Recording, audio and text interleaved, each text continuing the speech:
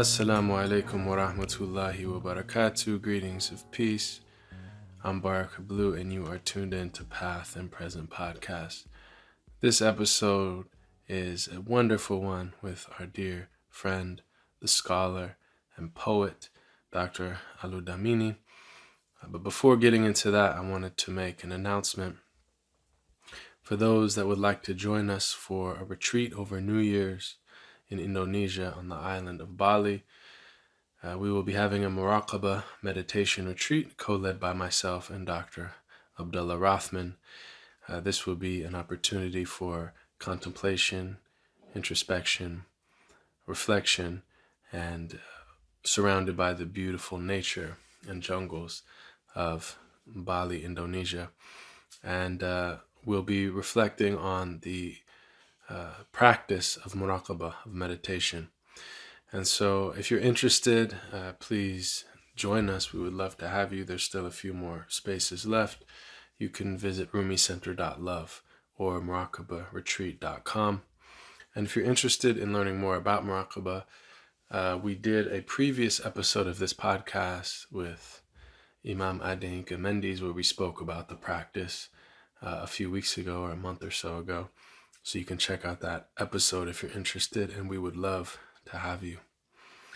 Also want to mention that for the new year, the first 99 days of the year, Rumi Center will be offering an online course on the 99 names of Allah, and each day will be a focus on a different name. There will be a daily meditation and reflection and commentary on a name, and then an opportunity to write and reflect on that name throughout the day.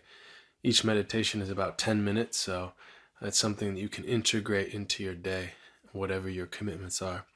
So visit rumicenter.love if you're interested in that, and we would love to have you. So to introduce this episode, Dr. Oludamini is an associate professor of religious studies at the University of Virginia and the author of Deep Knowledge, Ways of Knowing in Tijani Sufism and Ifa, and Poetry and Praise of Prophetic Perfection, West African Madih Poetry and its Precedents.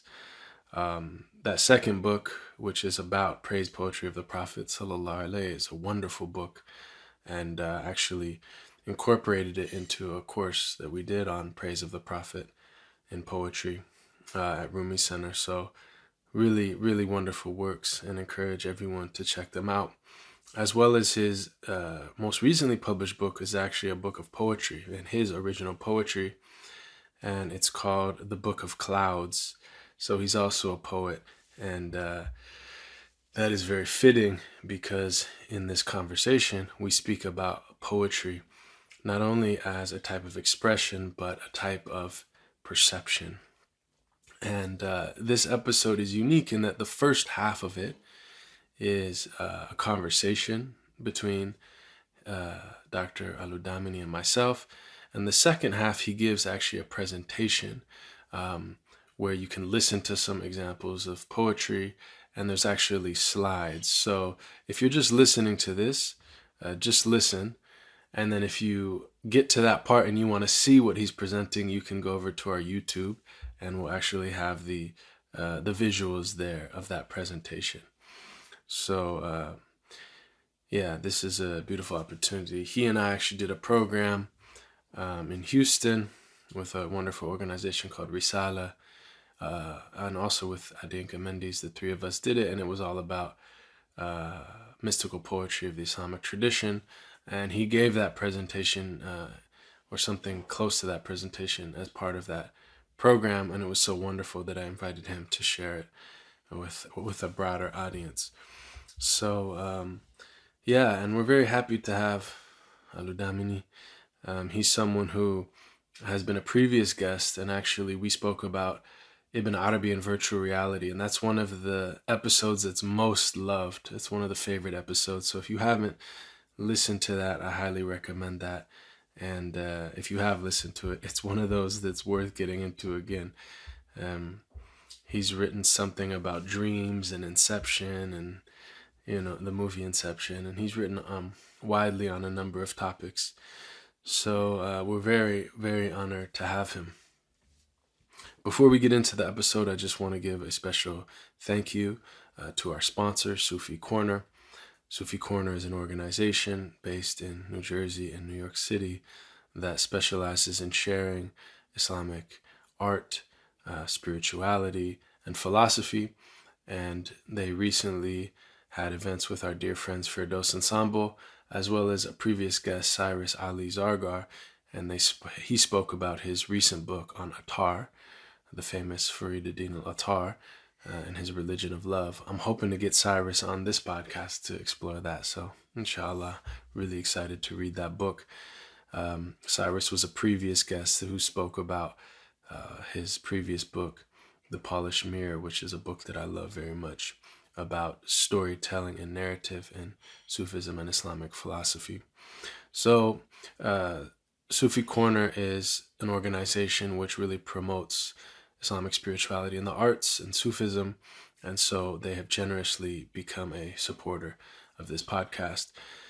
If you would like to continue these episodes and see them grow and blossom and continue beyond this season into the new year and in years to come, the best way to support is by becoming a patron on Patreon. Patreon.com/pathandpresent is our page there. And there are various tiers of support. For as little as $5 a month, you can become a patron. And there are options for other perks and a reading group and a private circle of seekers and a lot of different things that we have, which helps support and produce this podcast. As you can imagine, a lot goes into it. And so your support is greatly appreciated. And with that, I give you Dr. Oludamini. Assalamu alaikum wa rahmatullahi wa barakatuh.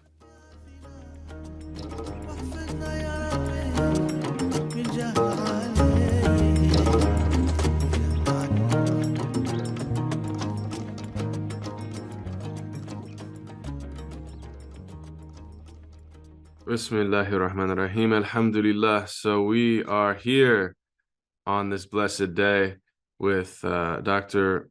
Oludamini, who is a blessed friend and a scholar of Islamic mysticism, and particularly in the African context, but far beyond that as well, and focusing so much of his writing on a topic which is obviously near and dear to our hearts, that of art in general and poetry in particular.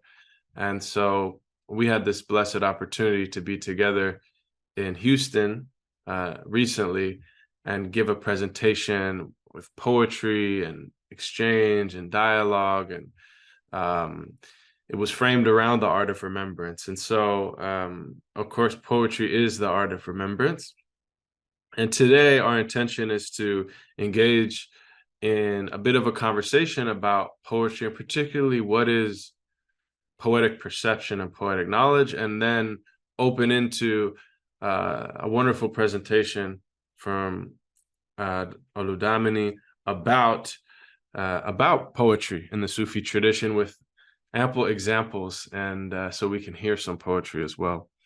So first and foremost, I welcome you, and it's an honor, as always, to connect with you and to discuss. And in fact, I always get people coming up to me, and one of the episodes of the podcast that is I get most feedback is the one that we did on Ibn Arabi and dreams and the virtual reality. So that one really struck a chord. So hopefully there's something in this that can also speak to people. And I think it's actually intimately related. So I wanted to read a couple poetic quotes that you included in your paper on the logic of the birds, this wonderful paper that you recently wrote. And you begin, or you mention in the beginning, one of my favorite lines from William Blake: to see a world in a grain of sand and heaven in a wild flower, hold infinity in the palm of your hand and eternity in an hour. And of course, you also mention his famous doors of perception. If the doors of perception were cleansed, everything would appear to man as it is infinite. And then he also adds to that, but man has closed himself off till he sees things through narrow chinks in his cavern, right? There's these kind of small openings that we're peering through, but there's a sense that we can remove the veil and see things as they truly are. And, later in the paper, then you speak a little bit about the Indian tradition and Sanskrit poetry. And you have a quote that I think really gets at the heart of it. It really struck me about this idea. What we're talking about is poetic perception or poetic knowledge, because often when I'm teaching poetry, the first thing that I try to do is almost like reframe the idea of poetry and being a poet as primarily a way of perception. Mm-hmm. And only secondarily, or almost like as an afterthought, it's the words that come out of that perception.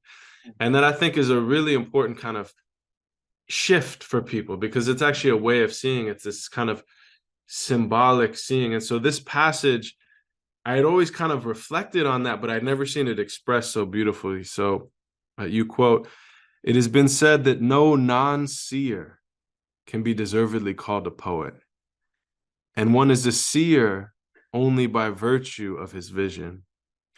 Vision is the power of disclosing intuitively the reality underlying the manifold materials in the world and their aspects.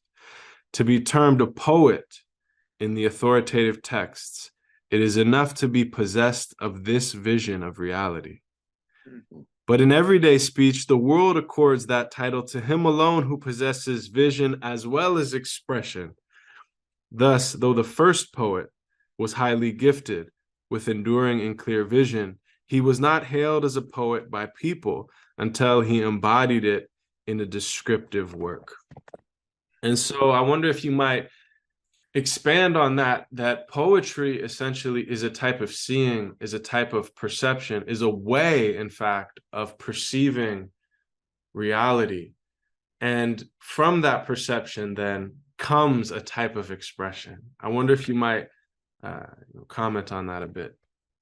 Alhamdulillah, alhamdulillah.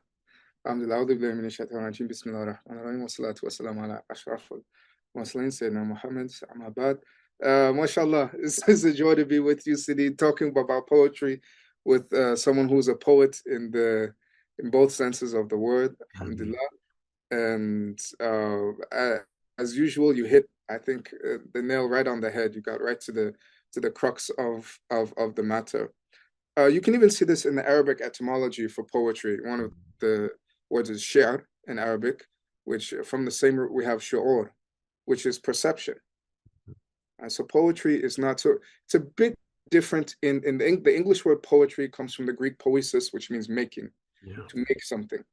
And so in the Arabic and then the Islamic tradition in general, and you see this parallels in this in other traditions, as you said, the Sanskrit one there is too. It's not so much the making, the crafting of words, but the perception that underlies that crafting of words. And even in the Greek tradition, Plato, Socrates through Plato talks about the poiesis, the creating of beautiful images in the soul.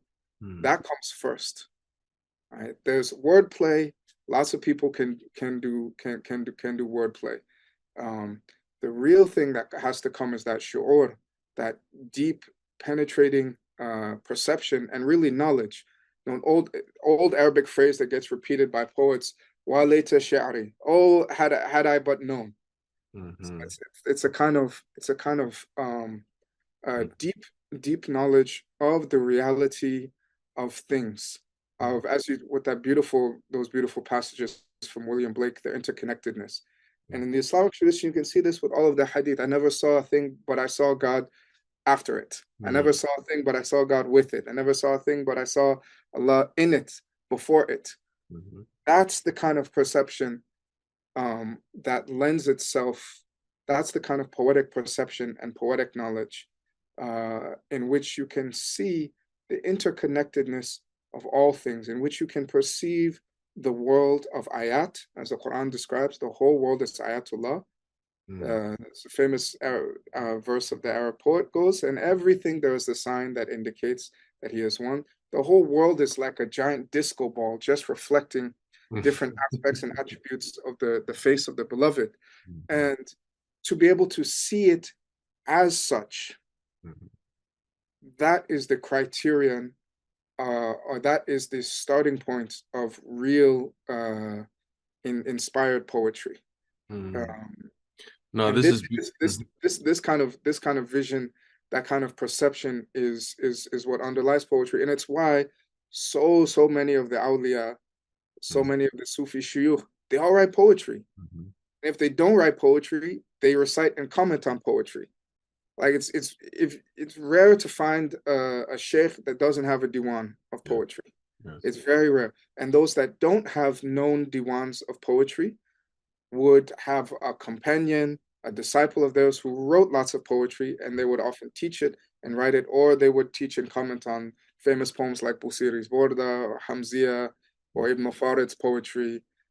So there's a tight connection. This is what I was trying to work out in this essay between marifa and kashf and unveiling and poetry. And it comes down to I think two things. The first is the perception, not just the vision, but also the hearing, the seeing, but also the hearing, the feeling, the tasting, and then the effect that that then has on language. So the thing about the tongue is that by which you perceive directly, dhok, taste. Yes. You perceive, and it's also that by which you express and speak. Yes. And so the tastings will influence the kind of tasting, the quality of your tasting will influence the quality of the expression. Yes. What comes into the tongue, the way in which the tongue tastes, the way in which it takes in things, will then influence the way in which things come out of the tongue as well. So this poetry works, this kind of poetic knowledge. There's the perceptive aspect of it, and then there's the creative, expressive aspect of it.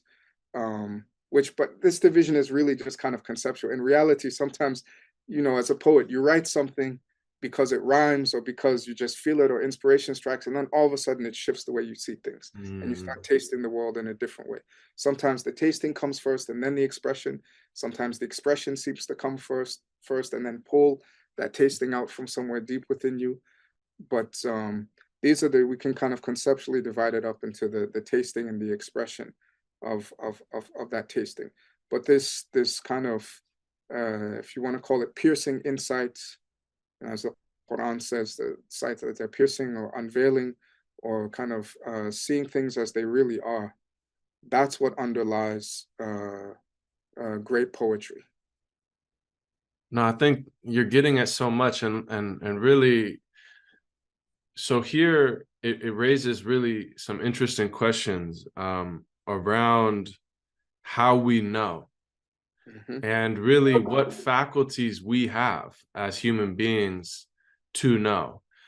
And it's interesting because, Mantiq at-Tayr, the famous conference of the birds or logic of the birds or speech of the birds, as it were, that you frame the title of this paper around, the famous poem from Attar.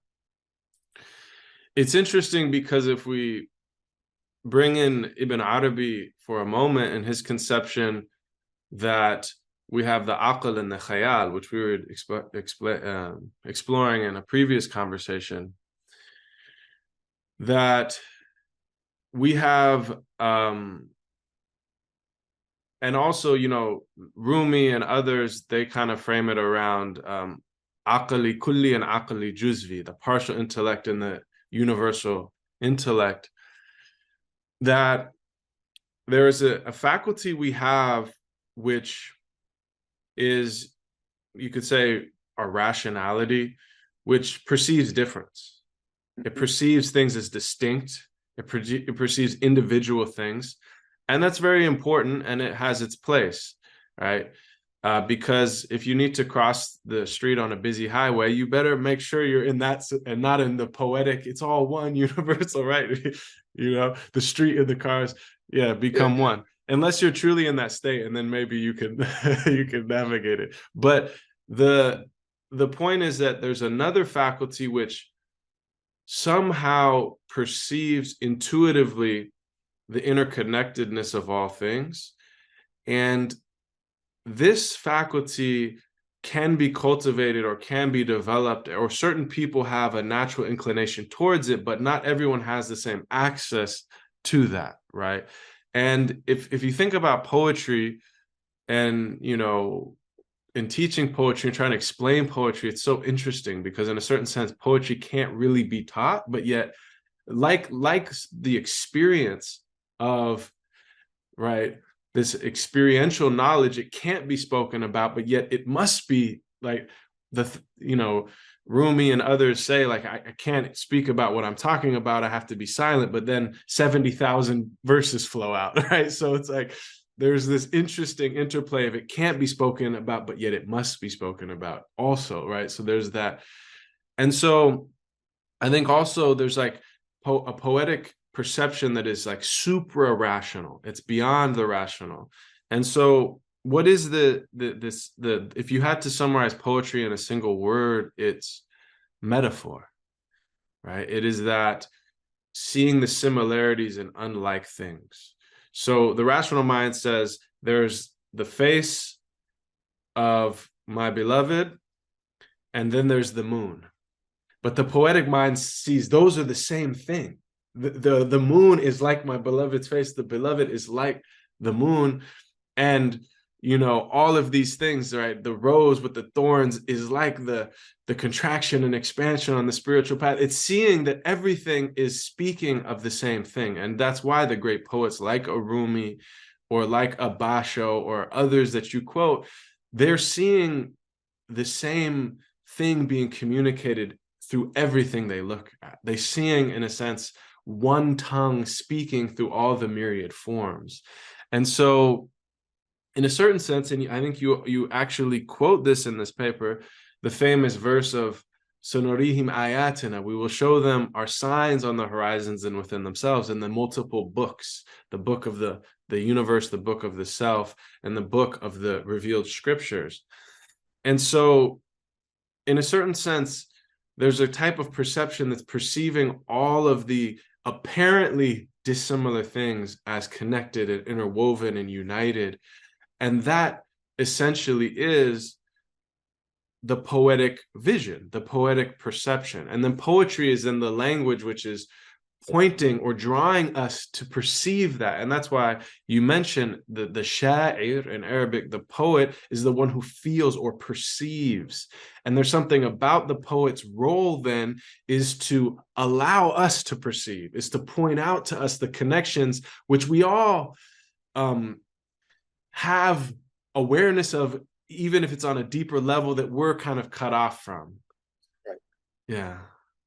No, beautifully said. I would say that, I mean, yeah, so generally, as you mentioned, in Ibn Arabi's schema, khayal is synthetic. It brings things together, particularly brings opposites together. So suprasensible realities, haqa'iq, spiritual, intellectual realities, it gives them tangible, sensible forms. So, you know, like these false color images they have of like the Hubble telescope takes, you can't see gamma radiation, right? But you do some stuff with it, so all of a sudden it's red and green and all of these things. You can't normally see infrared radiation, people's heat, but you get an infrared camera, it converts those heat signatures into things that's what khayal does. It converts the invisible into the tangible, the visible. And generally what reason does is it separates, it analyzes, right? This is unlike this is unlike that, this is unlike that. The interesting thing about poetry, good poetry, is it does both. It's a kind of synthesis of, it's a synthesis of synthesis and analysis. It's a jam of farq wa jam. It's a bringing together of difference. And because the thing about metaphor, it's a metaphor in the Arabic proverb, metaphor is a qantara, it's a bridge to reality. Metaphor is a bridge, right? So you say there's, my beloved's face is the moon, or even technically, depending on metaphors, the Arabic terms are a little bit different. But if you just say the moon, you know, shown in my bedroom last night or something. Mhm. And by that, everybody knows you mean the beloved. You saw the beloved's face. It's a bridge, and the thing about the bridge is it upholds both sides. Mm. It upholds both. It's not a collapsing. If one side disappears, there's no more bridge. So it upholds both sides, just like Ibn Arabi always insists on holding up the Zahir and the Batin, the Sharia and the Haqiqah. They point to each other, they support each other. And that's what really good poetry does with its structures of metaphors, is it brings together the inner and the outer, the hidden and the apparent, the seemingly near, the seemingly far. It brings all of this together, and then by kind of tracing out these connections allows us to perceive it and see it for ourselves. Like, how if anybody's grown up in a culture of a lot of poetry, it changes. Let's say poetry that has almost every culture I know that has a lot of poetry. There's a lot of poetry about the moon. That if you've heard that poetry for a long time, that poetry was just resulting from the vision, the experience, the unveilings of poets from whatever culture and whatever language, of their experience of the moon. That then influences the way you see the moon. Yes. Right? Any Muslim who's had any exposure to Islamic poetry, if you see the full moon, immediately there'll be tasliya will start coming out your heart. Immediately, you see the full moon, Allahumma salli ala Sayyidina Muhammad. Yes. All of these phrases and things will start rising from your heart. And in that full moon, you'll see the beauty of the Prophet ﷺ. You'll see the light in the darkness. You'll see all of these different things. And it's not just a matter of all these words come and they serve as a tadhkira, as a kind of reminder. They do that, but the reminder goes deeper. It actually changes your perception of things, so that the poetry then becomes a means of altering your consciousness, changing your perception in a really permanent way. In the Islamic tradition, Sayyid Hossein Nasr wrote something really important. He says the Quran is the spiritual force beyond all poetry in the Islamic world. The Quran's not poetry. It's beyond poetry. But it's insanely poetic. And it is literally the spiritual driving force behind and within all Islamic poetry. The images, the metaphors, the language, the rhythms, the rhymes of Islamic poetry come from Quran. There's a reason why the person considered perhaps the greatest Islamic poet, certainly the greatest Persian poet, Hafiz, is called Hafiz, and he memorized the Quran and all 10 riwayat. It's a really tight connection between his poetry and the Quran, and the rhythms and the metaphors and the images. Rumi's Masnavi was called the Quran in Persian. And most of the great Sufi poets have been those who preserve the Quran, and the Quran is just running throughout all of this poetry. So the Quran is kind of like the ground, and the poetry is kind of like the foundation then on which in traditional Islamic societies, kind of people's imaginal and perceptual life is built. I mean, the poetry it works on a almost pre-thought level. There's been some interesting work done in cognitive science now, and this guy's Lakoff and Johnson, on how metaphors structure the way in which we think to a degree. Like, why do you say like people are warm? Somebody's warm. Right? It doesn't mean that they're warm to the touch, but these tight connections between these metaphors that structure the way that we think, even so much so that if you have somebody who's holding a warm cup of coffee or tea or something, they'll perceive the people who are interacting with them as being more friendly, as embodying those warm characteristics.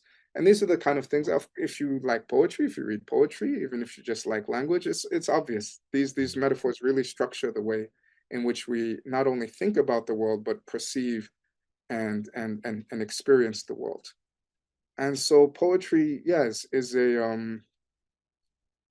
it traces the signs in the cosmos, in ourselves, on the horizons and in ourselves, and allows us to get kind of a foretaste of what, like in the Hadith Nawafil, God becomes the seeing with which you see, the hearing with which you hear, the tongue, the hand by which you grasp, the foot by which what does it mean to see with God's seeing, to hear with God's hearing? It's a very mysterious thing, and a lot can be said about it. But one of the things is that you can say about it is to hear with God's hearing is to hear God's beauty in everything. To see with God's hearing is to see God's beauty in everything. Or alternatively, you can say to hear the beauty of the beloved of God in everything, to see the beauty of the beloved of God in everything. And that kind of poetic quality of seeing that unites things, but also keeps things distinct in their connections. You don't have a connection between a thing and itself. You have a connection between, or like a metaphor, works only with the union of similarity and difference. If it was completely similar, it'd just be identity. If it was completely different, there'd be nothing you can compare it to, so it's not possible. So metaphor and poetry only work if things have something in common and have something different. And so meaning, yeah, they have their unique identity, but yet they have a somehow relationality. I mean, it presupposes actually poetry in a certain sense presupposes multiple levels of reality, in which the higher you get, the more united things are, the more, and it maybe even that speaks to why when people are in the Quranic universe, as you say, or the sacred universes of other pre-modern traditions, that poetry just seems to pour out. I mean, you're pointing out that wherever Islam spread, wherever the Quran spread, poets just burst forth from the soil, and it is, you're kind of given this whole cosmos of metaphor and of symbol and of ayat, right? And you're actually, the Quranic, in this account, the scripture is essentially like the key that unlocks the other ayat within yourself and around you. So it allows you to now perceive the whole, and in a certain sense, what is an ayah? It is a sign, it is a symbol, it is, you could even say on a certain level, a metaphor. It's pointing at, it is something, but it's also not that thing. It's pointing at what is beyond it. And so I think there's something really profound there as well. Now, but also to enter in to the discussion, which you also mentioned in this paper, that the Quran itself seems to, in the chapter called The Poets, seems to have some criticism for poets. And of course, Plato famously, right, would banish the poets from the Republic. And so I wonder if you might speak a little bit about that side, because we're kind of waxing poetic, as it were, about poetry, but there is another side that we should bring in. What are those critiques of poetry that we find in the Quran and in other places? Yeah, I mean, so the most famous one is in Surah Shu'ara, as you mentioned, the Surah of the poets, criticizing the poets for wandering every valley, saying what they don't do. But what people most miss about this is the last half of the verse. Except for those who remember God much and do righteousness. And so the Quran is not condemning poetry and all poets. It's saying these kind of poets are not good. They're misusing poetry. They're abusing the gift of poetry. And because poetry is such a powerful thing, abusing it's really dangerous, because it can, I mean, poetry is incredibly powerful. It can change, it shifts your consciousness. It's like a powerful drug. It's like a very powerful drug. And so the Quran here is differentiating between good poets and bad poets. It's not poetry, wiping poetry out altogether. I mean, the Rasulullah had his poets, and he said to Hassan ibn Thabit, versify, write poems against unbelievers, and even said the Ruh al-Qudus, the Holy Spirit, is with you. May the Holy Spirit inspire you in your versification, in your poetic compositions against the enemies of of Islam. And a similar thing's going on with Plato. So Plato, again, has often been read as criticizing poets, kicking them out of the Republic, but it's a particular kind. But Plato himself, his dialogues are insanely poetic. They have this kind of, like a lot of pre-modern literature, this chiasmic ring structure. Um, and I think Proclus brings this out best when he brings out this thing. Plato seems to criticize the poets in one place, and yet he seems to praise them and be very poetic and employ poetry and myths in other places. So what's going on here? And so he talks about the basic Platonic argument against poetry was basically this world is already kind of like a bad photocopy of the archetypal realm of reality, and poetry then, which has a wider meaning than it does in English. In Greek, is kind of like a bad photocopy of a bad photocopy. Proclus says, well, except for inspired poetry. Inspired poetry actually is symbolic, uses the word symbolic, which brings together these different levels of reality, brings together these, and it can actually use images that seem to be ugly and offensive and low and base to elucidate the highest and most sublime meanings. Kind of like if you look in like a reflection of a mountain in a lake, the highest point on the mountain is reflected in the lowest point on the lake. And so yeah, these people, these different spiritual traditions are very much aware of the power of poetry, and therefore, like anything powerful, it can be used for nefarious. It can be used to uplift the soul and take you flying, or it can be used for all kinds of nefarious purposes. And that's my understanding of that ayah in the Quran. And there's a hadith of somebody's like, it's better that he filled his belly with disgusting pus than that he memorized this poetry and stuff, things like that. But yet we have companions in the presence of the Prophet and the Sahaba and the Tabi'in memorizing the poems of Umar ibn Abd al-Rabi and reciting them in the Haram and things. So how do you make sense of this? I think it's quite easy. There's good poetry, there's bad poetry. Yeah, there's poetry that fulfills the function of poetry, and then there's poetry that takes the form of poetry. It has the rhymes, it has the meter, it has the things like that, but it doesn't fulfill that function. And in fact, it can do almost the opposite. No, that's beautiful. And that famous hadith of the Prophet ﷺ, where he said the truest thing the poet has ever said is that everything other than God, everything other than Allah is batin, is unreal, is illusory, is fleeting, and so that's a Jahili pre-Islamic poet that he's quoting as well. And so, I think you're really getting at something interesting, which is that, again, it also gets to the fact that there are multiple worlds, there are multiple levels or dimensions of reality. And so, the Quran being beyond poetry is coming from this highest level of reality, this highest level of inspiration and drawing us up. But their good poetry, that is inspired poetry, is also calling us up to the world of meaning and the world of truth and goodness and beauty that exists behind this one.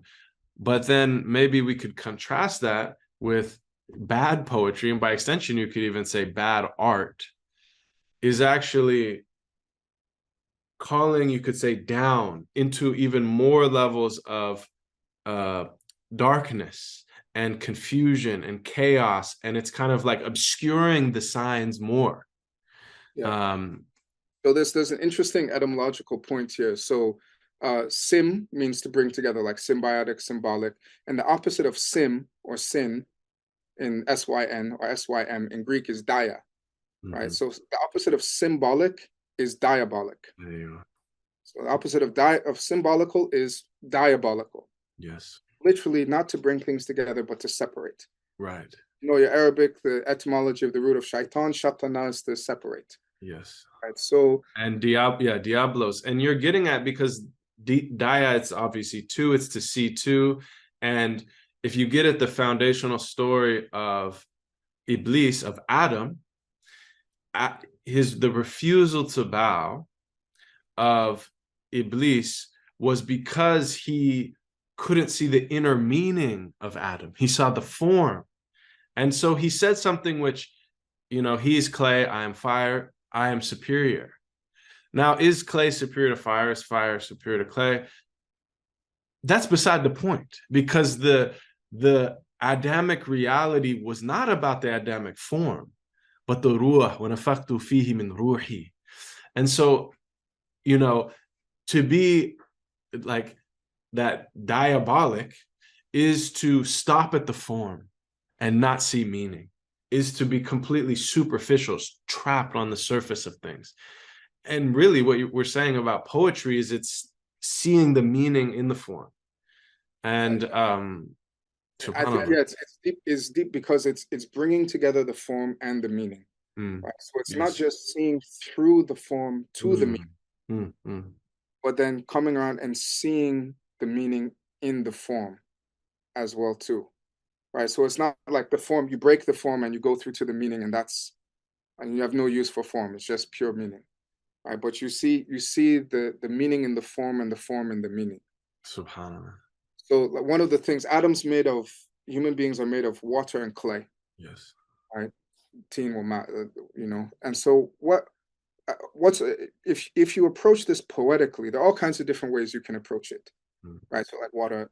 But if you start to approach it poetically, if you want to see a reflection of yourself, without the technology of polishing metal or something like that, that's what natural elements. You go out, let's say you're out hiking in nature, you don't have any technology, anything. How are you going to see what your face looks like? Go to a stream, you go to a lake. Water and earth. That's how you can see your reflection. You can't see your reflection in the fire. You can't see your reflection in air. The humblest elements are those which allow you to see, those elements which drop low. Those are the ones which allow you to see up high. Those are the ones that allow you to see your reflection. Those are also the ones that are malleable. When you put the water together with the earth, they'll take on whatever shape is given them. Whatever the hands of the creator do, if you want to make a clay pot, you have water and clay, that becomes malleable. Not only will it take on whatever shape you give it, but it will hold that shape. Beautiful. So when you engage with these things poetically, which if you read the commentarial tradition, is just how people engage with them. When God says He made Adam out of water and clay, that doesn't mean it was like bentonite and H2O, something like that. These are what is water and clay before the earth is created? What is, tell them all their names, name them. Right.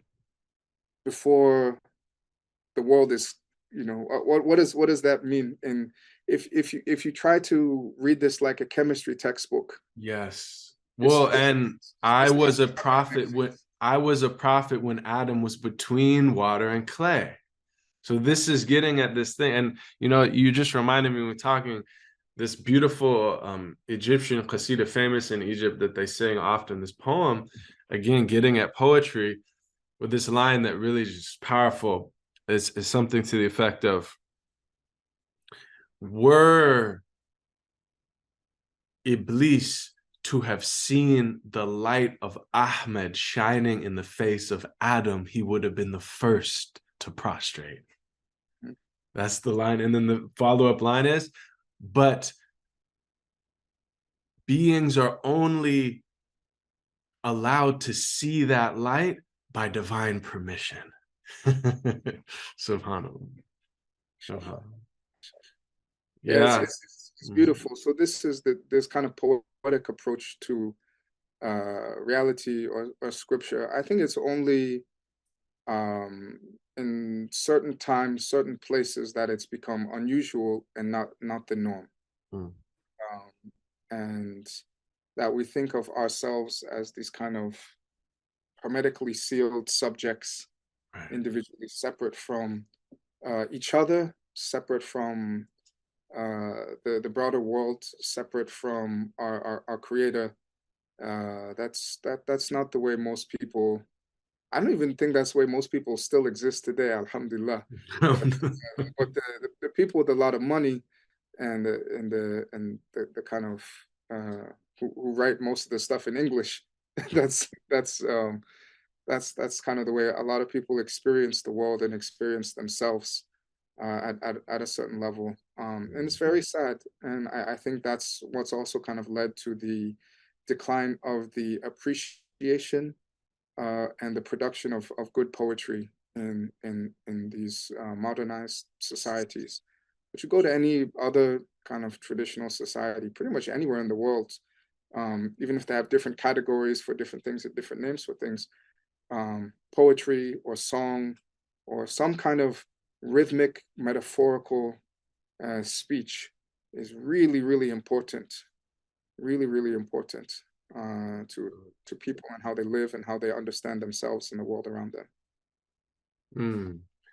That's a good, I mean, we could go on and on talking about poetry, but I really want people to be able to see the kind of presentation and slides that you've put together. And I think one of the beautiful things about that is you put some great examples so we can actually show people better than we can tell them. And so I wanted to basically give the floor to you to share your screen and get into that presentation, inshallah. Inshallah, Bismillah. I mean, we already covered, mashallah, we already covered a lot of what's going to be in here. So apologies if there's any repetition. Is this clear for everybody? Yeah, that looks good. I can see that. All right. Okay. So sorry, it has the date of where we presented it in Houston together. But this one's start here. So I'll start with some examples from West Africa. It's the place I know best, of just poetry in the street. So most of these are poems of Sheikh Ibrahim Niasse. He's a great 20th century Sufi master, Islamic scholar, and incredible poet. Wrote all of his poems in Arabic and almost all of his poems in praise of the Prophet Muhammad. So this is just a street in Senegal, and these two guys are trading verses of Sheikh Ibrahim Niasse's poetry back and forth to each other.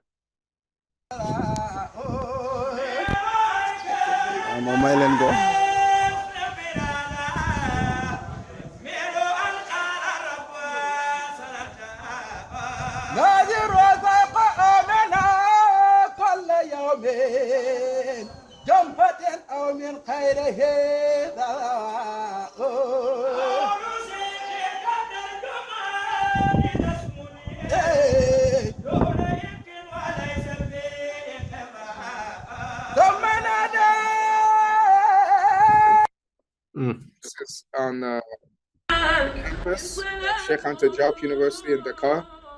This young man just reciting some of Sheikh Ibrahim Niasse's poetry on campus with the dogs.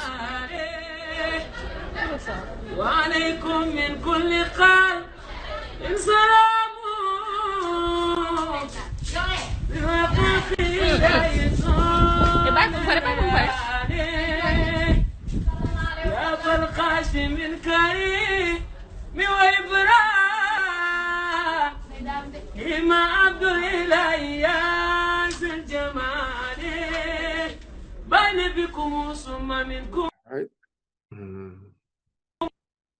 And this is Sheikh Adhakir Yusuf Omara. Lagos, I believe. Because you are here to praise Muhammad Reciting Rasulullah. some poetry. I've been given others 2 minutes. I'll give you 4 minutes.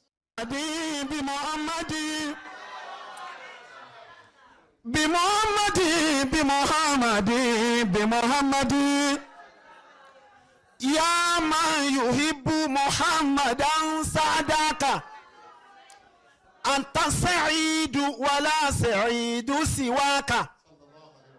Ya man yuhibbu Muhammadan bushraka Rabbi wa rabbuka fi ulahu yaraka.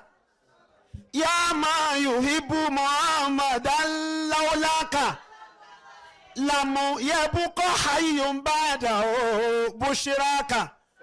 Bi Muhammadin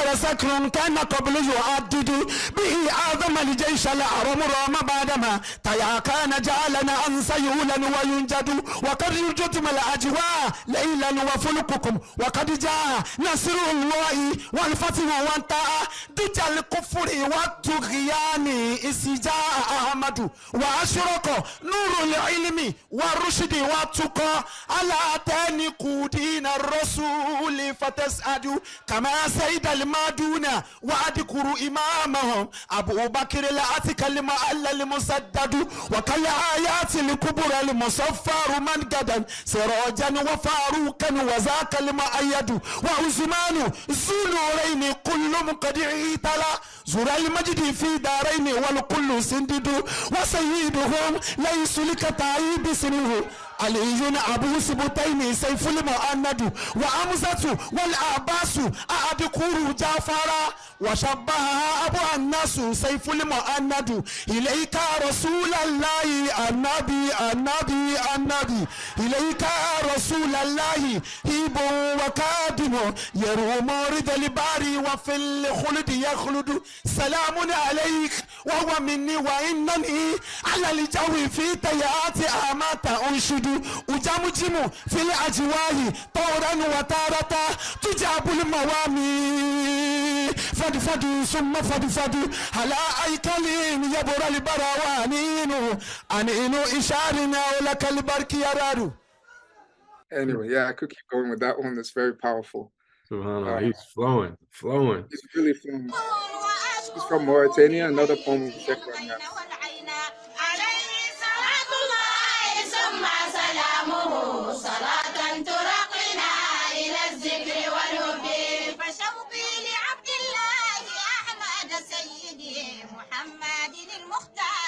من زحزح الرينا ودع عنك نفط الغين فالعين ظاهر فنفطك عين العين أبدى لك الغينا عليه صلاة الله ثم سلامه صلاة ترقنا إلى الذكر والهب فدع عنك نفط الغين فالعين ظاهر فنفطك عين العين أبدى لك الغينا ولكن ذاك الشوق غير مزحزح وأين دوام الشوق يا جيرتي أين عليه صلاة الله ثم سلامه صلاة ترقنا إلى الذكر والهب. So many amazing things in those few verses poetically. SubhanAllah. And it's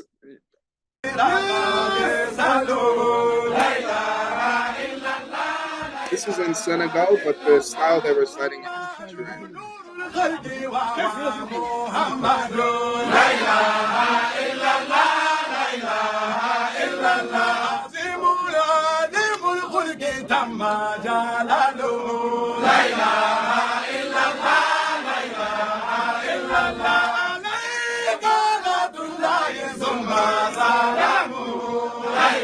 You see, it's the verses of poetry are paired with dhikr of the Shahada.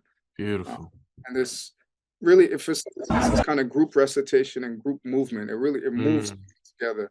You see this recitation from Nigeria as well.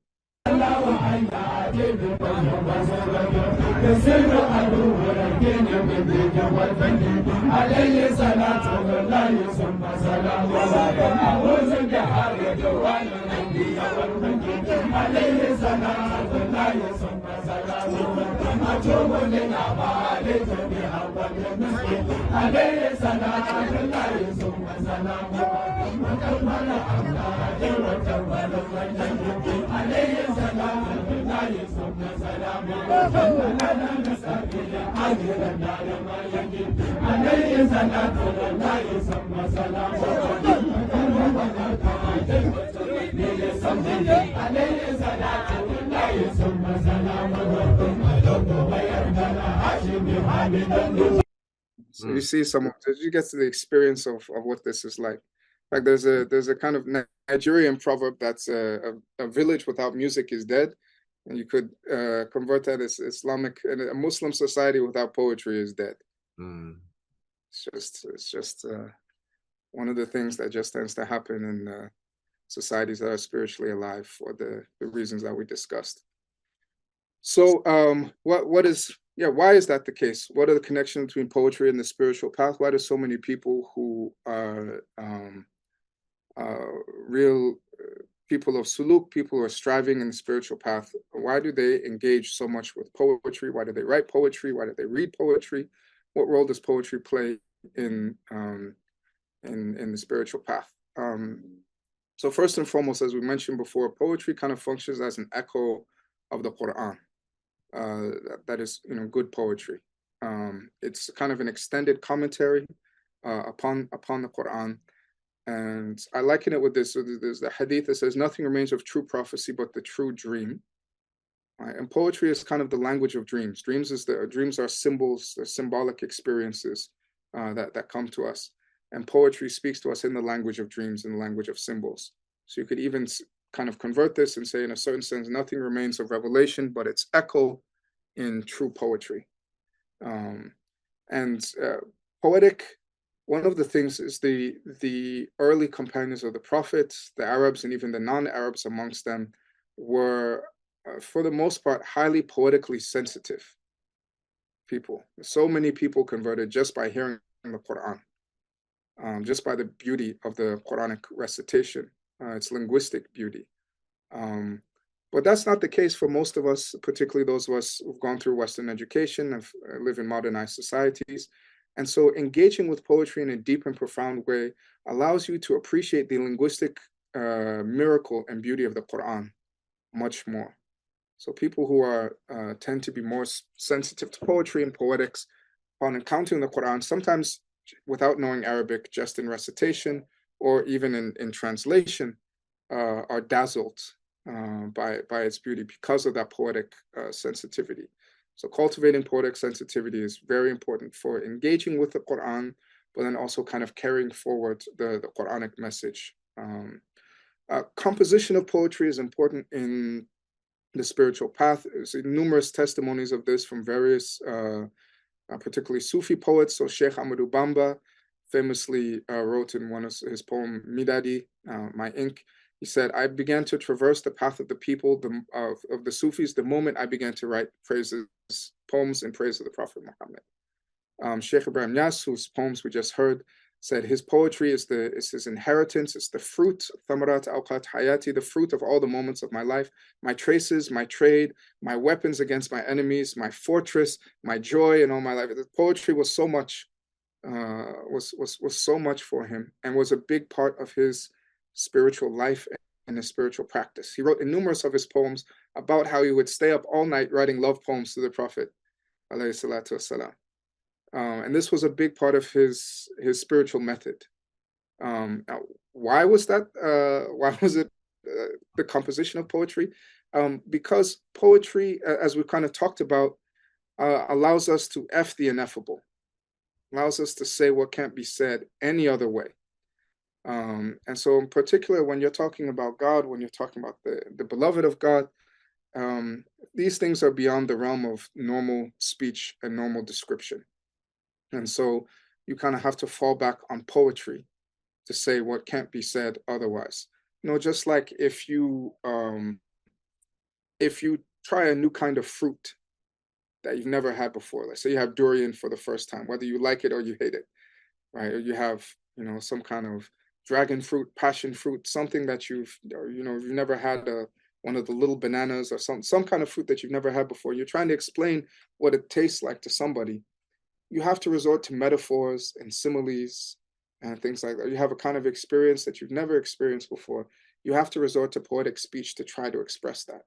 If that's true of like durian, how much more so is that of the divine and these higher realities? Also, the composition of poetry is a really important devotional act, particularly in poetry in praise of the Prophet, which is central to a lot of the West African and other Sufi traditions. These poets sought to develop a really close relationship with the beloved of God by praising him in his own language. And in writing these poems, they also sought to open a path and provide a path for other people. So one of Sheikh Ibrahim Yas's diwans is entitled Taysir Wasul ila Hadurat al-Rasul. So it's facilitating the arrival at the presence of the messenger. And that's what a lot of this poetry does. Composing it, if any of you have tried to compose a poem, requires a lot of focus, requires a lot of love. There's a reason why when people fall in love, they write love songs. All the love songs on the radio start making sense. Love is this experience that's also closely related to poetry. So the composition of poetry, the recitation of poetry, plays an important role, has historically played an important role in the spiritual path, in the spiritual kind of disciplines of many great saints and sages. The recitation of poetry, as I just mentioned, is also really important because of this concept called lisan al-hal. So it's the tongue of the state. So the poet's in a kind of particular state when he or she writes, so they capture this kind of state, this hal in the qal, in the statement. And then when you recite the poetry, it's almost as if that state is released within you. And so it's a kind of way of making a hal, a particular psycho-spiritual, even physical state, contagious by putting it, encapsulating it in poetry and disseminating it, that state of longing, love, whatever. And you've probably seen this with music, right? Certain kinds of music, you can see it comes from a place of love or a place of anger or a place of frustration. And then when you listen to it, you feel something very much like what that person was feeling when they composed it, when like whatever, Taylor Swift's breakup songs or whatever it is, you feel something of what they were feeling. And so this is true as well for this poetry in praise of the prophet or other devotional poetry. There's a presence of the poet and of the one being described and praised in the poetry as well too. This is why poetry is often called the licit magic, taken from the hadith. You know, in eloquence, there's some magic, and in poetry, there's wisdom. So poetry is often called a kind of licit magic because it's literally like a spell. You say some things and you change people's consciousness. You change the way they see the world. You change their emotional state. You change all of these things in very powerful and somewhat predictable ways.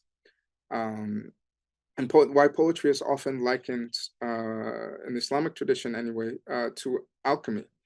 It's a combination of sounds and rhythm and consonants and vowels and words and images into such a way that creates an image of beauty in the soul, which leads to joy and love in the reciter. As we know, love is very important in the Islamic tradition. As the Prophet says, none of you believe until I am dearer to him than different versions of this, his wealth, his life, all of his children, his parents, all of these different things. And so if you don't have this kind of love for the Prophet, ﷺ, this kind of love for God, you don't have anything.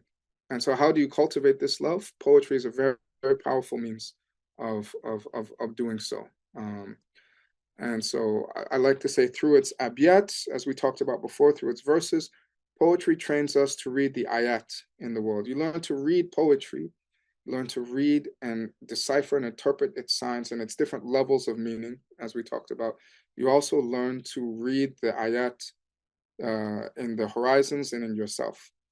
And also, you know, depending on your familiarity with the Quran, in the Quran as well too.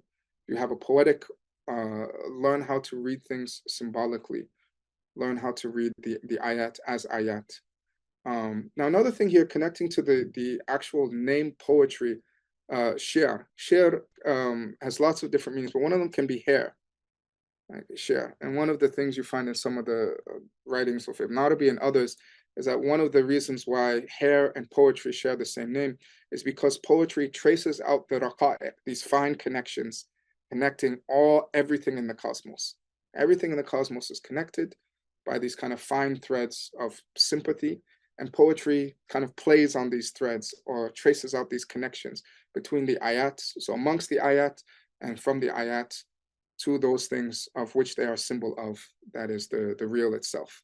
And so these are some of the things that reciting, reading, composing, thinking about, engaging deeply with poetry can do for us and has done for generations of Muslims pretty much since the earliest the days of the earliest companions.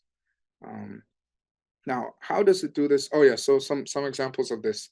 So Amir Khusro beautifully writes. He's one of the best, one of the greatest of Persian poets. He's kind of the father of Qawwali music and many, many other things. One of the greatest Persian poets of all time, and perhaps the greatest of the Indian subcontinent.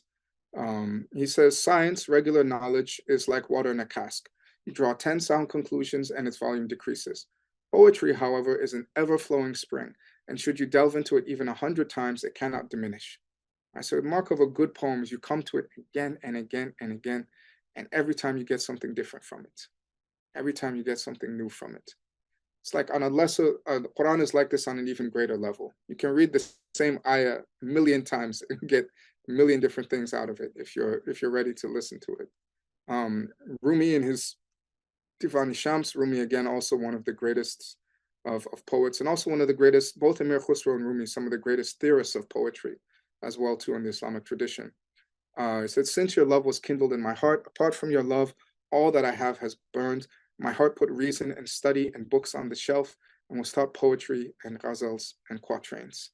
So it's like, again, this experience, when you fall in love, you just, all the love songs start making sense on the radio. You know, your math homework, your econ homework it kind of loses its appeal. And those love poems are really what gets you going. There's something about the structure of poetry that it's kind of consubstantial. It shares the substance with love. And this, yeah. The Quran, and speaking of love, the Quran says some people take peers apart from God. It's from Surah Baqarah, loving them andadan, loving them as if loving God, ka hubbullahi. But those who believe are more intense in love for God. So people, ordinary people, when they love something, they'll write poems about it. They'll write songs about it. They'll listen to songs about it. They'll do all these things. And if the believers are those who are more intense in love for God, shouldn't they also be more intense in their loving expressions for this as well too? There's also another quality that both love and poetry have, which is a kind of blowing up our conceptual constructions of things. There's a wonderful verse of the Quran. Nay, we hurl the truth against falsehood, and it's the Arabic is literally, it dashes out its brain. It strikes, it dashes out its brain, and so it vanishes. So woe to you for what you describe. Yusifun. So we have all these descriptions. We have our kind of conceptual models of reality, and then the truth comes, and then love comes, and it blows it up. And in the wake of that, in the wake of that tsunami, in the wake of that strike, that attack of the truth, what's left? The thunderous echo of that lightning strike is precisely poetry. As you see this in the lives of so many of the great awliya and scholars, and when they're struck with an experience of unveiling, when they're struck by love, in the wake of that comes poetry, just like thunder comes in the wake of a lightning strike. Yeah, so getting now to the kind of form of poetry. Ibn Farid, again, one of the greatest poets of all time, certainly one of the greatest poets of the Arabic language, if not the greatest. It's this wonderful verse, half of a verse, and he says, an illusion in ishara is meaning not contained in plain expression, ibara. As you can say some things with ishara and kind of poetic speech that you can't say in just plain speech. Poetry allows you to say more than you can just through plain speech. That is, there's some things you can't encapsulate, you can't draw a line around in just regular, ordinary speech, but you can get at it, you can point to it, you can do it, express it through poetic speech. And this poetic speech, its form and its meaning, its surah form and its mana, its outer form and its inner meaning, they influence each other in this really profound way. So Ibn Farid in his Khamriya, he writes, the subtlety of the vessels, here you can understand the vessels to be the kind of the form of the poetry, in reality comes from the meanings they contain.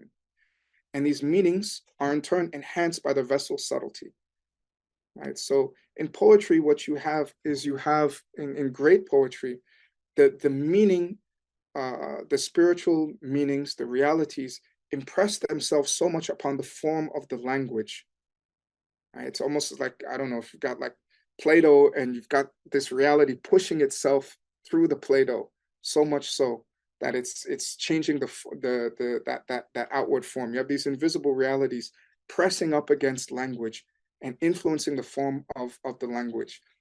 And the form of the language is influenced by those meanings, but the meanings themselves are also made, they're enhanced by the subtlety, by the beauty of those poetic expressions, which is why it's not just, spiritual poetry is not just didactic. It's not just about saying true things in meter and rhyme. The beauty of those meanings has to be enhanced by, reflected in, combined with the beauty of expression. So there's this tight relationship between surah and mana. Again, the highest example of this is the Quran itself, in which the meanings and the form are just wedded in this inimitable way. But the best of Islamic poetry kind of echoes or mirrors this in some ways. Poetry is able to do this kind of these things because it operates in a way that I call a barzakh. Now, barzakh literally means like an isthmus, but in kind of technical, philosophical, Sufi terminology, it means a liminal reality that both combines and separates opposites. Right. So, how is poetry a barzakh? Poetry is a barzakh between silence and speech. So, as we heard before, numerous poets have said, particularly Sufi poets, I can't possibly express this, but it's so much I can't remain silent. And so poetry is kind of this barzakh between silence and speech. I can't say it, I can't adequately express it, but I can't keep it to myself either, so I have to speak in poetry. Poetry is a barzakh, this liminal reality between music and prose. Right? It kind of separates the two, it participates in both. Poetry is very musical, but it's not sheer music. It contains words and linguistic things like prose, but it's not prose. Poetry is a barzakh between pure feeling and thought. It's a barzakh between hal and qal in Arabic, or adwaq and awraq, that is states, experiences, tastings, and verbal expressions and writings, written discursive forms. Even the form of poetry has this barzakhi nature. So pretty much all classical Islamic poetry in any language, whether it's Sindhi or Wolof or Javanese or what have you, Swahili, has regular meter and rhyme. So strong features of it coming from the Arabic tradition. Rhythm itself is a barzakh between eternity and stillness and time and motion. Right? It's motion, but it's perpetual motion. This is what a rhythm is. Rhyme is itself a barzakh between one sound and many sounds. Right? You have the same sound being repeated over and over again like a drone. Even metaphor, like we talked about. Metaphor is a barzakh between similarity and difference, between one thing and another thing. And this mirrors how in Sufi and broader Islamic cosmology, the Prophet and humanity as a whole are barzakh between being and nothingness, between God and creation.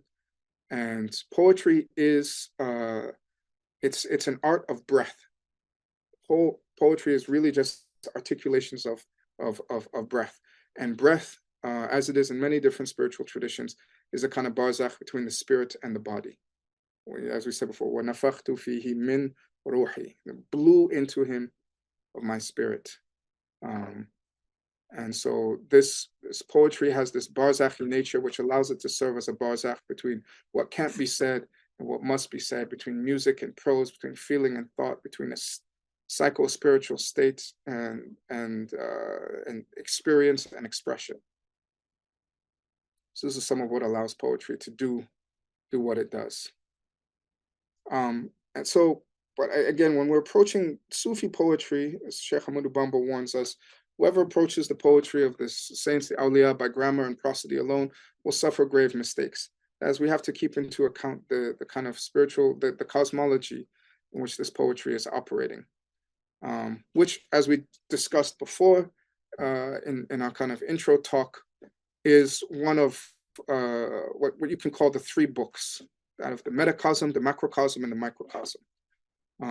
So you have the metacosm being the divine reality, Allah.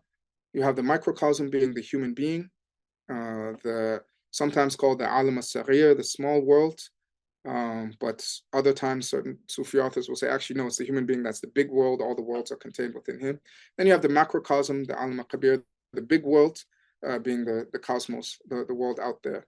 Now, everything in the microcosm and the macrocosm, that is composed of ayat, signs, symbols, the signs within ourselves, within our souls, and the signs on the horizon.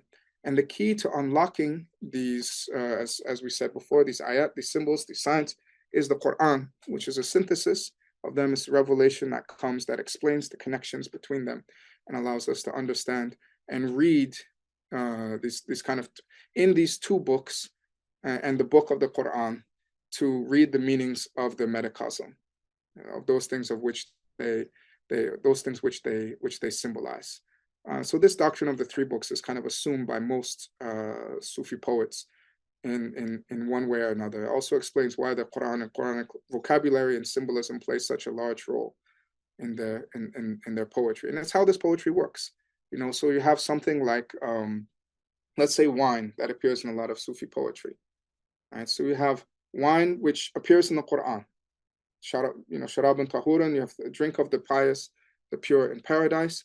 Wine also appears out there in the macrocosm, right? And in the world, people drink wine, they get drunk, they get happy, their inhibitions are loosed up, all these things happen when they do it. Then there's also the wine in the microcosm, this kind of love, often is described as the inner wine or joy, or sometimes even dhikr is connected with that. And so the Sufi poets will use this to connect and go back and forth between these different images of the heavenly wine, the earthly wine, the internal wine, and use the Quran to help explain the connections between all of them.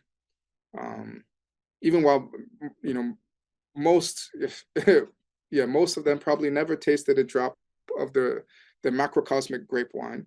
They're able to describe its effects and construct sometimes even a whole cosmology out of wine based on this symbolic structure. So I'll give you a great example of this. This is a wonderful poem by Abu Faras al-Hamadani, who was a great poet in the Abbasid era, who was imprisoned, and he was the cousin of this ruler, Saif ad-Dawla.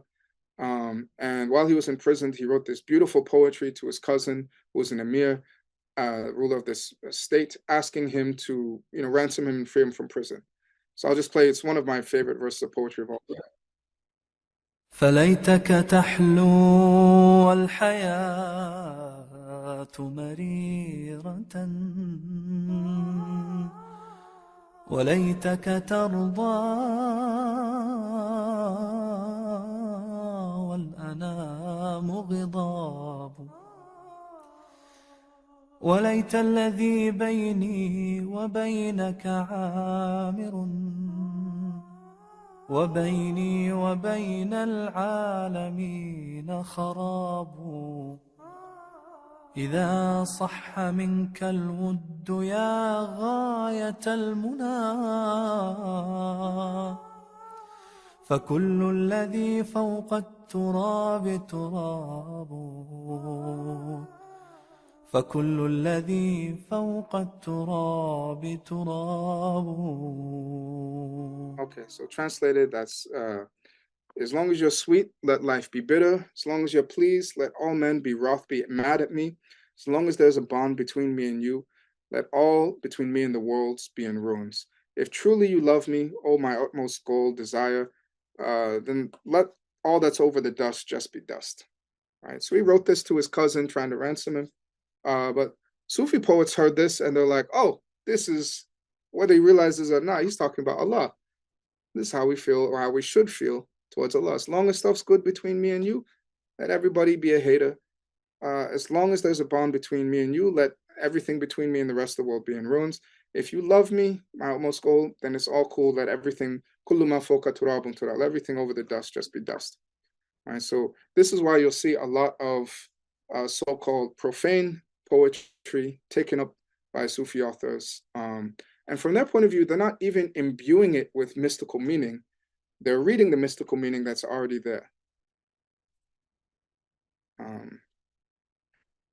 All right, so you have this again with the clearest example of this are all the poems of Majnun Layla, this poor guy in early Arabia who went crazy, fell madly in love with Layla, wrote all this beautiful poetry for her, which was then taken up by the Sufi tradition in various ways. So you have all these wonderful Layla poems about God coming from this experience of Majnun Layla. In Majnun and Layla, they saw the archetype, the reality of the sincere lovers of God. So Majnun pretty much is called Majnun because he lost his mind, wandered out in the desert, gave up everything for his beloved, looked for her everywhere, and wrote all this beautiful poetry, which Sufi authors then took up as well as describing the state of the ideal lover. Again, they're not reading mystical things into the story of Layla and Majnun. In this kind of three books model, Layla and Majnun are an ayah, and the poetry that Majnun wrote for Layla is also expressing this, our love for God, God's love for us. See that with Sheikh Ibrahim Yas and his love for the Prophet. Another thing, I won't have time to go through this in full, but basically, if God speaks the world into being, in the Quran we have Qala Lahu kun fayakun, God says be, and it is. God speaks the world into being. Poetry is nothing but ordered speech, right? And so the whole universe is a poem. So some poets like Amir Suleiman have done this. They say that's the whole universe is a poem. That's why it's called a universe. If poetry is ordered speech and the world is divine speech, then the whole world is a divine poem. Ibn Arabi writes this. He says, all of the world is endowed with rhythm, fastened by rhyme on the straight path. And so the whole world is basically a poem. And this is part of how the magic of poetry works in kind of replicating the divine act of creation. It changes us, it changes things. I'll skip this stuff and just get to this point. So we mentioned khayal here. One of the ways in which poetry also really works is by poetry kind of impregnating our imagination and forcing us to kind of imaginalize things. So Ibn Arabi writes that what's unique about the Ummah of the Prophet is that unlike other communities, we've been commanded not to look at pictures of actual physical representations of the divine, but to use our khayal, use our creative imaginal faculty to imagine the divine, to imagine the beloved of God, and things like that. And poetry works to stimulate this process of takhil, of imagining, so generally you have people who, if you want to inspire devotion for God or for the Prophet, you'll have calligraphy describing the Prophet's features, which produces an imaginal representation of the Prophet in your mind, of his beauty, which will then produce love. Or the same for God as well too. You're told one of the conditions of prayer is that you imagine the presence of God before you. And poetry assists and kind of prompts this kind of imaginalization that happens, which isn't just fantasy. It's not make-believe. This kind of imagination, it's creative, but it's also a kind of perception. It's almost more like tuning in and paying attention to something. Give you an example of the Sheikh Ibrahim Yas has a wonderful poem like this when she describes this process of khayal and poetry.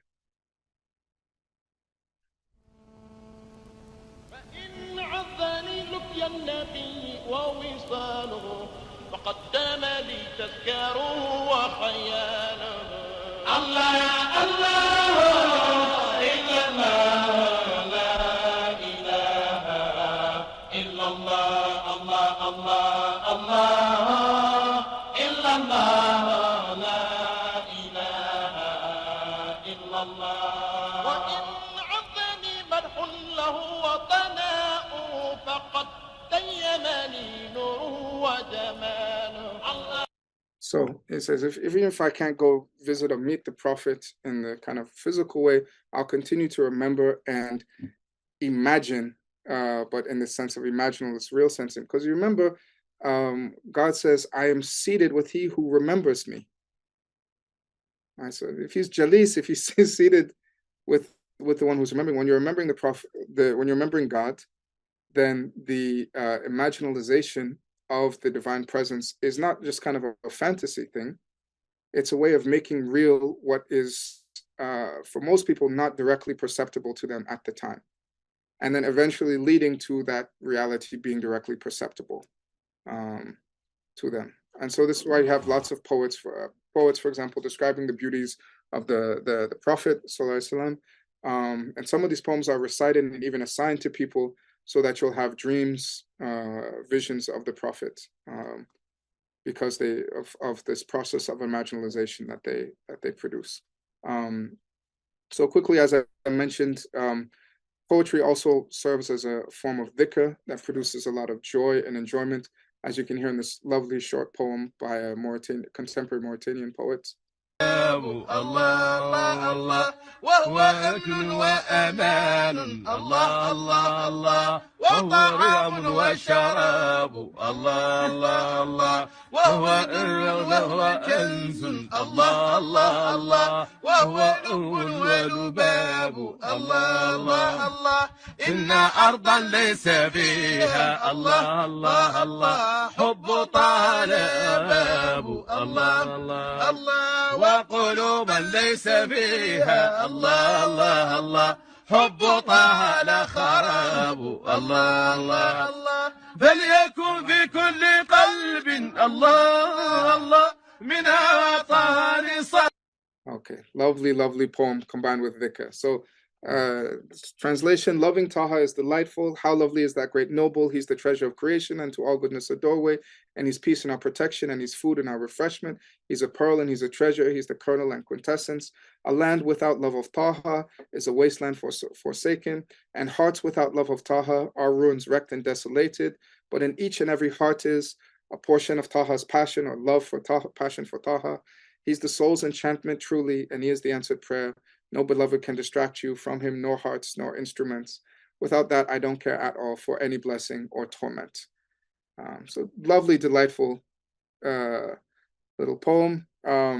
Sheikh Bamyas has another wonderful poem about the love of the Prophet, which really kind of brings this presence of the Prophet and kind of the hal in which the poet was in. You get a sense of it when you listen to it, when you recite it, even when you think of it. So the love of Mustafa Mukhtar mixed with my heart and permeated my all in parts, for he's my secret and appearance. When the moonlight glows, I turn to his remembrance. I remember him at every sight and scene, and I remember him in all songs, like we heard before. And when I taste the sweet, for he's my life and wine and intoxication.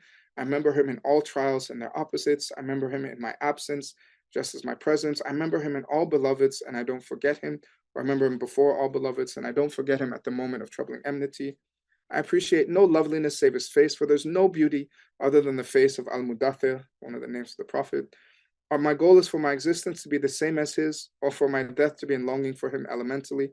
If not for the delight of his lights in paradise, none would yearn for eternity among those of insight. If only the messenger of God would kindle for Barham an eternal fire burning all.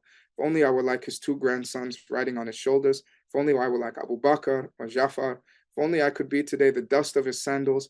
If only I could be the miswak for Alameen. You want to be the miswak. If only I could be a sip of his water, the cupbearer. I cherish the hope of union, so perhaps he'll grant union to his freed slave. Blessing upon Yasin, Taha, Muhammad, with his family and companions without exception. To get a sense of this beautiful, beautiful poetry. والله ما طلعت شمس ولا غربت إلا وحبك مقرون بأنفاسي. Much along the same lines. So I swear by God, the sun neither riseth nor setteth, but in each breath I breathe my love for you. Nor do I go apart with my friends to talk, but you, as I sit with them, you're my theme. Nor dwell my thoughts on you, sadly or gladly, but you're in my heart, and I murmur, I mention you. Nor have I mind to drink a glass of water and thirst, but I behold your image in the cup. There's a whole lot there. And could I come to you, then speed I would, upon my face or walking on my head. So this is a poem by Halaj, translated by Martin Links.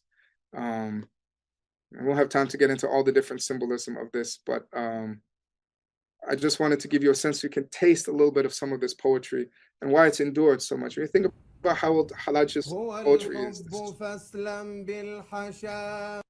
this is a poem by Ibn فما اختاره مضنا به وله عقل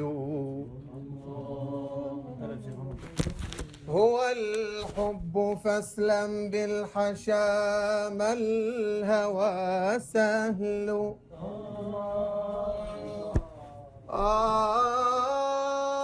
فما اختاره مضنا به وله عقل. Right, so I almost think it might just be better to listen to it and not even read the translation. You might get a clearer sense. But this poem of Ibn al-Farid, it's love, so surrender your body. Passion is not easy. It's literally faslam hasha, it's literally your guts. Like give up your guts over to it. One stricken by it would not choose it had he reason, had he aql. So live without it, for love's ease is hard. Its beginning is sickness and its end is death. But for me, dying in love longingly for the one I love is life revived abundantly. I've warned you, knowing love and my transgressions. So choose for yourself what is sweet. But if you want to live happily, then die in love a martyr. If not, then love has its people. Whoever does not die in love has not lived it. Without facing the bees, you can never gather honey. And say to the love slain, those slain by love, you have fulfilled its right. And say to the pretender, how different, or the poser, really the pretender, die. How different are the black-eyed beauties and those who use eyeliner. So there's this beautiful, love is difficult, love is hard, it demands all that you are. It begins in sickness, it ends in death, but there's nothing better. There's nothing better than that in life. That's that kind of death in love is real life. And so he's saying, like, you know, I'm telling you, this is what the spiritual life is. But if you don't want to choose for yourself, if you don't want to take up this steep path of love, you know, towards God and his beloved, I had to choose for yourself whatever is sweet. And love has its own people. Love has its own people. But for me, this is the way I'm going to go. And again, if you didn't know this, who Ibn al-Farid was, you'd read this and be like, oh, what a nice, interesting love poem about the difficulties of love and things like that. But the reason it works is because from the view of Ibn al-Farid, took that kind of earthly love, or what in the tradition is known as majazi love, metaphorical love, between created things, is a metaphor for a symbol of divine love. Our love for God, God's love for us. And that's why the poetry works so well on all these different levels of reality. This poem works as a nice boy-girl love poem. It works at, you know, that level. It works all the way up to the very highest level of love. The kind of master of this multiple levels ambiguity of meaning is Hafez. It's a wonderful poem. یوسف گمگشته باز آید به کنعان غم مخور کلبه احزان شود روزی گلستان غم مخور ای دل غم دیده حالت به شود دل بد مکن و این سر شوریده باز آید به سامان غم مخور گر بهار عمر باشد باز بر تخت چمن چتر گل در سرکشی ای مرغ خوشخوان غم مخور دور گردون گرد و روزی بر مراد ما نرفت دایما یکسان نباشد حال دوران غم مخور آن مشو نومید چون واقف نی از سر غیب باشد اندر پرده بازی های پنهان غم مخور ای دل ار سیل فنا بنیاد هستی برکند چون تو را نوح است کشتیبان ز طوفان غم مخور در بیابان گر به شوق کعبه خواهی زد قدم سرزنش ها گر کند خار مغیلان غم مخور گرچه منزل بس خطرناک است و مقصد بس بعید هیچ راهی نیست کان را نیست پایان غم مخور. حال ما در فرقت جانان و ابرام رقیب، جمله می داند خدای حال گردان غم مخور. حافظا در کنج فقر و خلوت شبهای تار، تا بود ورد دعا و درس قرآن غم مخور. It's beautiful. That's like that's my Prozac. That's one of my go-to antidepressants when things are tough. This says, yes, as long as you're, in the difficult nights, as long as what you're saying is the Quran, you have no need to grieve. And there's so many profound meanings in those verses. As you can see from the visualization, it's producing all of these really powerful and evocative images just with the words. I mean, we have the help of the YouTube clip here too, that really drives home the message: do not grieve, do not grieve, do not grieve, do not grieve, never lose hope in Allah, for all of these different manifold reasons. Another amazing thing about this poetry too is, because of the musical nature of poetry and the way it just kind of corresponds to our souls, it was the way through which ethics, kind of adab, and this metaphysical cosmological vision of the world was transmitted and still continues to be transmitted at the popular level. Poetry is this kind of interesting place where the very highest levels of kind of spiritual attainment and scholarship intersect the most with the most popular. So these poems throughout the Muslim world transmit this kind of vision of reality, this way of being and seeing the world. So you have little kids, that like little kids have all these jingles or Sesame Street songs and things memorized. If you're lucky enough to be in a kind of culture or place where these poems are alive and constantly recited, little kids will have them memorized as well too. So this is another young Persian woman, one young Persian girl who's got this beautiful poem of Hafiz memorized. مایه محتشمی خدمت درویشان است. گنج عزت که طلسمات عجایب دارد، فتحان در نظر رحمت درویشان است. قصر فردوس که رضوانش به دربانی رفت، منظری از چمن نزهت درویشان است. آنچه زر می شود از پرتو آن قلب سیاه، کیمیایی است که در صحبت درویشان است. MashaAllah. So it's this wonderful poem. The Garden of Eternity is in the retreat of the dervishes.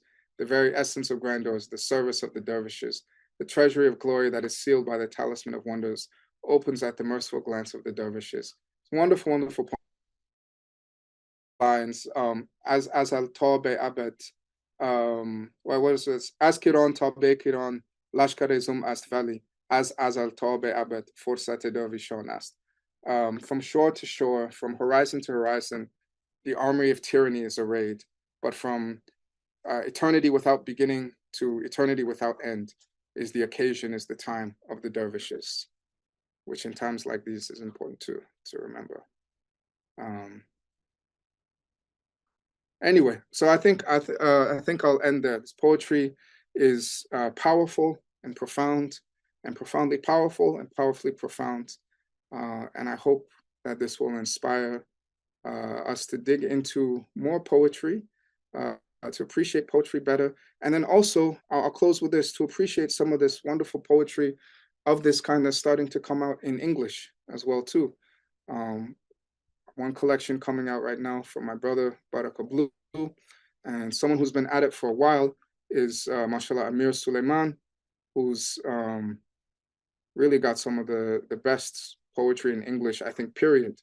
And this is acknowledged not just by Sufis and lovers of Sufi poetry, but kind of just lovers of English language poetry in general. So I strongly encourage listeners, those of you to check out Baraka Blue's poetry and the poetry of Amir Suleiman as well too. Some real gems there. Alhamdulillah. Thank you. Alhamdulillah wa shukrillah. And yeah, we're grateful for this beautiful, beautiful presentation, and so many gems there, and so much to digest and take into our beings. And yeah, I love what you show is that this is a living tradition, and in all of these places in the world, it's still being passed on, and it's still being conveyed, and it's still being breathed and embodied. And I think this is really central. I came across this amazing quote that in the modern world, the artist is a particular type of man, but in the pre-modern world, every man was a particular type of artist. And I think that really gets at what we've been talking about, but also the name of my book, The Art of Remembrance, because in a certain sense, that all of the arts of the Islamic tradition are really kind of infused with spiritual wayfaring. Even the things like the crafts we would talk about, right? Titus Burckhardt points out in Fez, City of Islam, that when he sat with the comb maker told him that how he learned to make combs from bone from his master was a spiritual teaching, that even though there are many teeth on the comb, they're all connected to the spine. And so just like everything in this world is multiplicity, it's all, in fact, unity. And, all of these things are woven. And of course, the true art that all the artists seek, the calligrapher training, it's a kind of refinement. The poetry training is a kind of refinement. It's all seeking the highest art, which is the art of attaining a Muhammadan heart, sallallahu alaihi wasallam, allowing the divine artist, al-Khaliq, al-Bari, al-Musawwir, lahu al-Asma al-Husna, the creator, the former, the fashioner, to write the qualities of the Prophet sallallahu alaihi wasallam onto the canvas of your heart. And you are a painter. Each moment you make a mark. When you die, you step out of the painting and look at your art. So this is really the art of remembrance. And this, what the Prophet ﷺ, in fact, all prophets brought, is the art of remembrance, the art of remembering our true nature and who we are.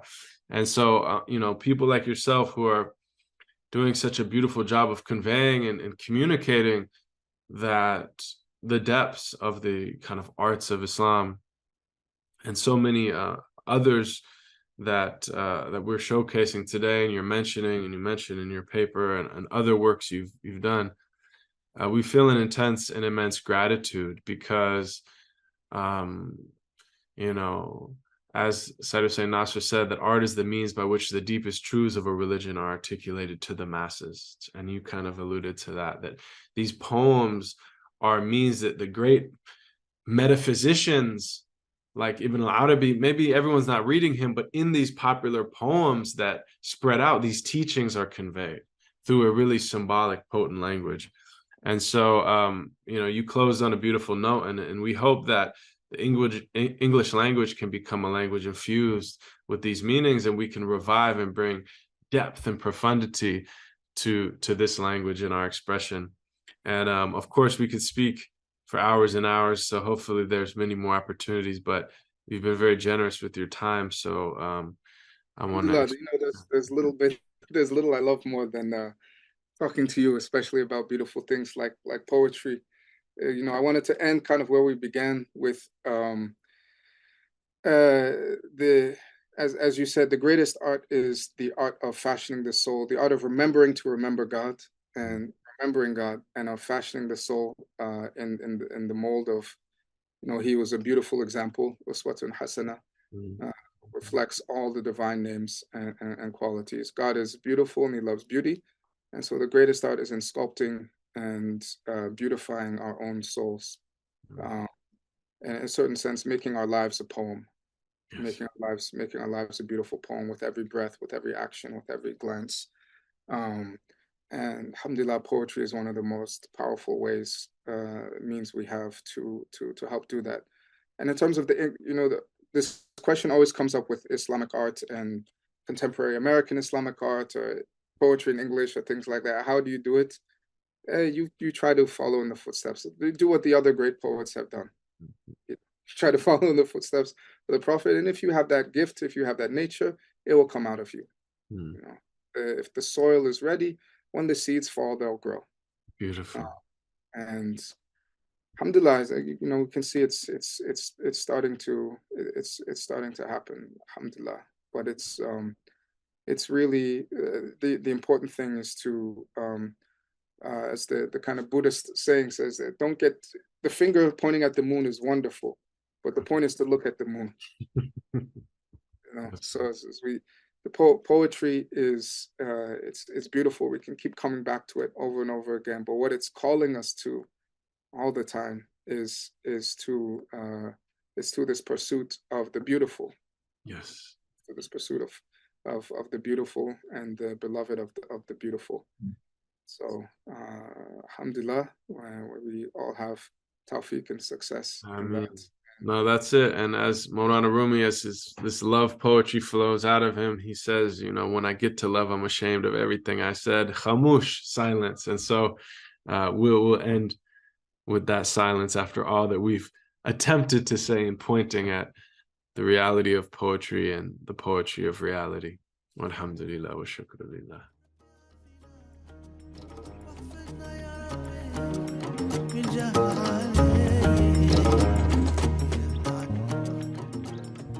Assalamu alaikum, and thank you for listening to Path and Present.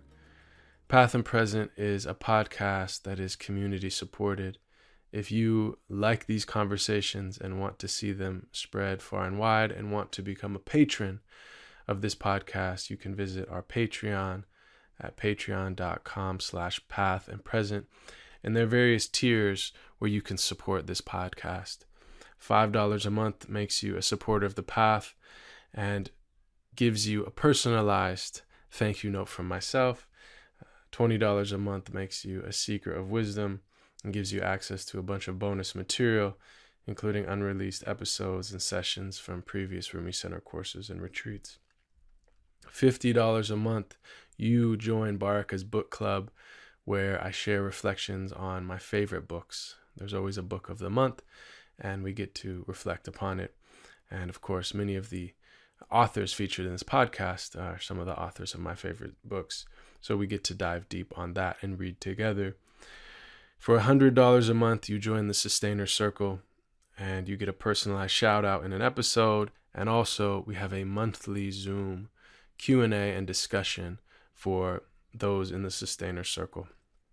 It's an intimate group of like-minded seekers, and you also get access to everything in the previous tiers.